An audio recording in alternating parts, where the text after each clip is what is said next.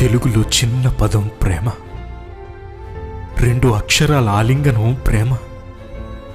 నాటికి నేటికి ఏనాటికి ఈ సృష్టిలో ప్రతి మంచికి చెడుకి ఏదో చోట దాగి ఉంటుంది ఈ ప్రేమ.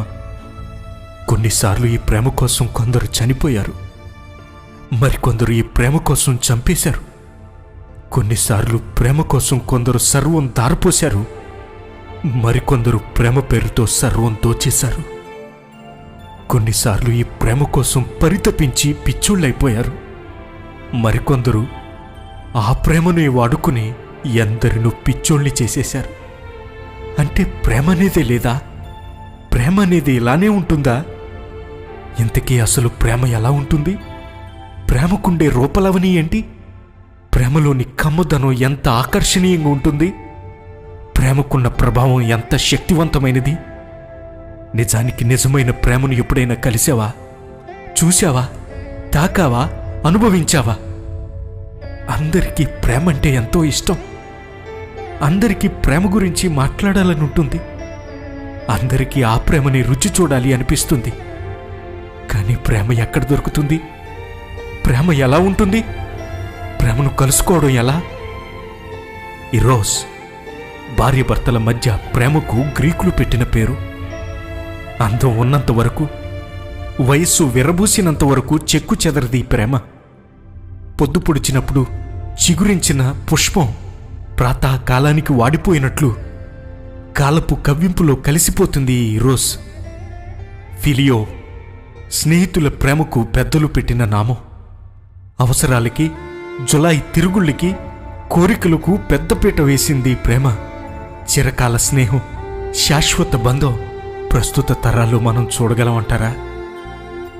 స్టోజ్ తల్లిదండ్రుల ప్రేమకు పూర్వీకులు పెట్టిన ముద్దు పేరు.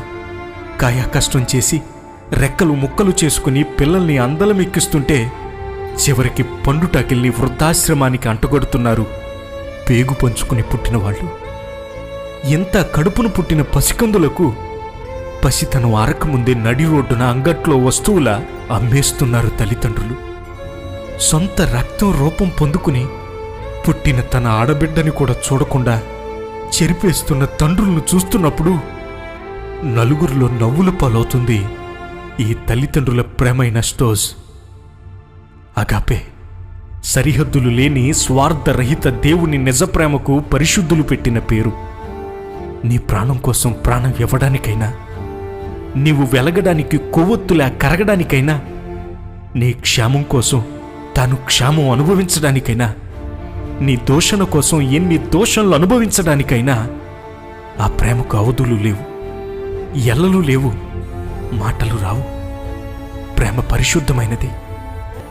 ప్రేమ అంతరంగ అలల యథార్థ రాగమాలిక. వయస్సులో పుట్టిన శరీర కోరికలతో వావి వరసలు మరిచి అవాంఛనీయ చర్యలు చేసేది కాదు ప్రేమంటే.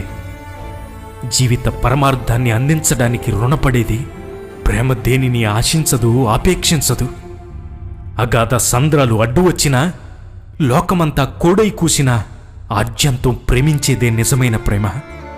ఆ ప్రేమ జీవాన్ని తొడుగుకుని కుళ్ళిపోయిన మనుష్యుల మధ్య స్వార్థపూరిత కంపు కొడుతున్న సమాజంలో నిస్వార్థ ప్రేమను విరబూసి ప్రాణం పెట్టింది.